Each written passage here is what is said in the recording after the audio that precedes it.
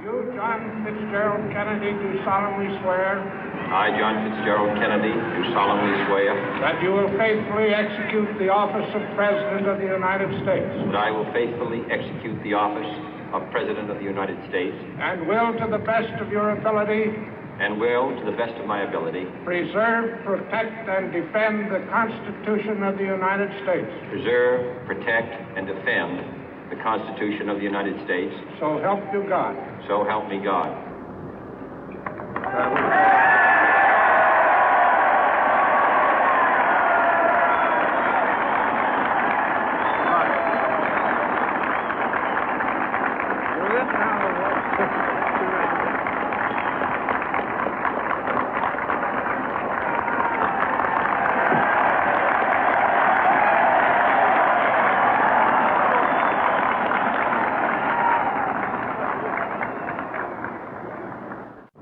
Vice President Johnson, Mr. Speaker, Mr. Chief Justice, President Eisenhower, Vice President Nixon, President Truman, Reverend clergy, fellow citizens. We observe today not a victory of party, but a celebration of freedom, symbolizing an end as well as a beginning, signifying renewal as well as change. For I have sworn before you and Almighty God the same solemn oath our forebears prescribed nearly a century and 3/4 ago. The world is very different now, for man holds in his mortal hands the power to abolish all forms of human poverty and all forms of human life.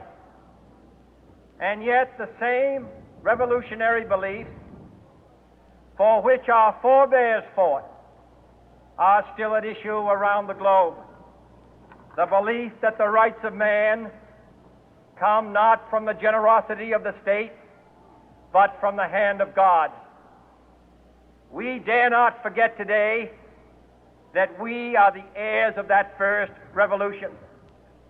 Let the word go forth from this time and place to friend and foe alike that the torch has been passed to a new generation of Americans born in this century, tempered by war, disciplined by a hard and bitter peace, proud of our ancient heritage, and unwilling to witness or permit the slow undoing of those human rights to which this nation has always been committed and to which we are committed today at home and around the world.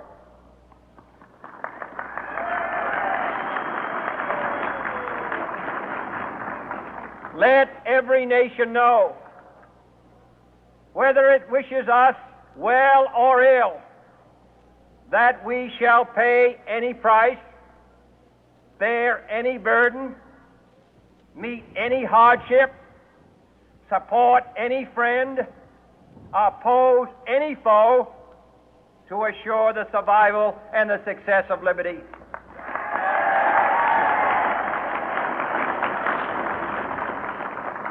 This much we pledge and more.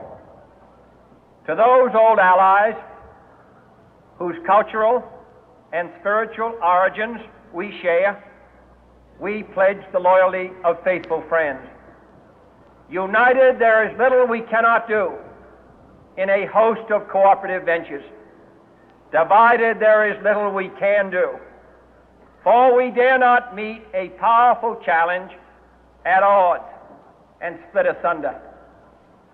To those new states whom we welcome to the ranks of the free, we pledge our word that one form of colonial control shall not have passed away, merely to be replaced by a far more iron tyranny.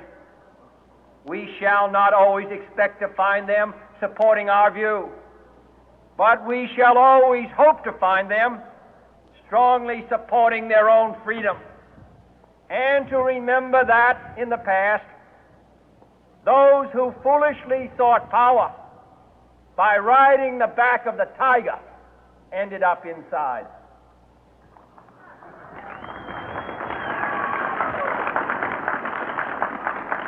To those people in the huts and villages of half the globe struggling to break the bonds of mass misery, we pledge our best efforts to help them help themselves for whatever period is required, not because the communists may be doing it, not because we seek their votes, but because it is right.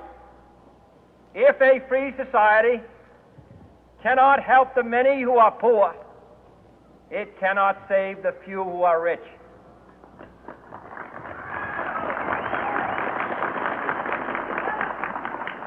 To our sister republics south of our border, we offer a special pledge to convert our good words into good deeds, in a new alliance for progress, to assist free men and free governments in casting off the chains of poverty.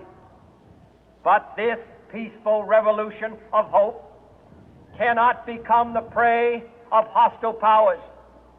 Let all our neighbors know that we shall join with them to oppose aggression or subversion anywhere in the Americas.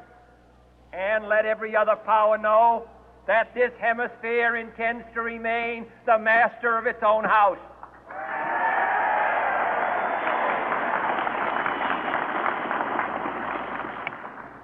To that World Assembly of Sovereign States, the United Nations, our last best hope, in an age where the instruments of war have far outpaced the instruments of peace, we renew our pledge of support to prevent it from becoming merely a forum for invective, to strengthen its shield of the new and the weak, and to enlarge the area in which its writ may run. Finally, to those nations who would make themselves our adversary, we offer not a pledge, but a request that both sides begin anew the quest for peace. Before the dark powers of destruction, unleashed by science, engulf all humanity in planned or accidental self-destruction, we dare not tempt them with weakness, for only when our arms are sufficient beyond doubt can we be certain beyond doubt that they will never be employed. But neither can two great and powerful groups of nations take comfort from our present course, both sides overburdened by the cost of modern weapons, both rightly alarmed by the steady spread of the deadly atom, yet both racing to alter that uncertain balance of terror that stays the hand of mankind's final war. So let us begin anew, remembering on both sides that civility is not a sign of weakness, and sincerity is always subject to proof. Let us never negotiate out of fear, but let us never fear to negotiate.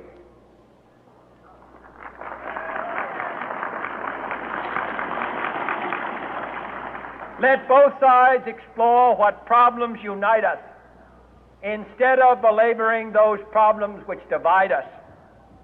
Let both sides, for the first time, formulate serious and precise proposals for the inspection and control of arms, and bring the absolute power to destroy other nations under the absolute control of all nations.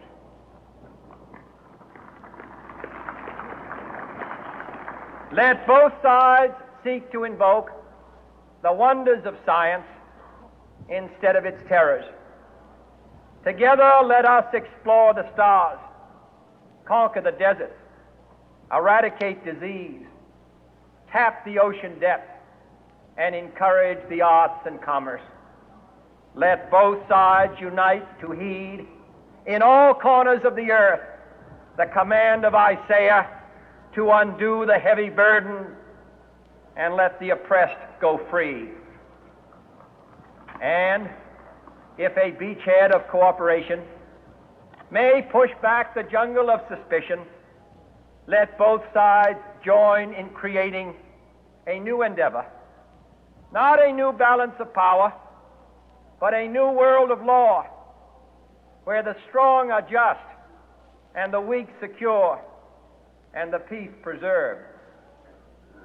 All this will not be finished in the first 100 days, nor will it be finished in the first 1,000 days, nor in the life of this administration, nor even perhaps in our lifetime on this planet. But let us begin.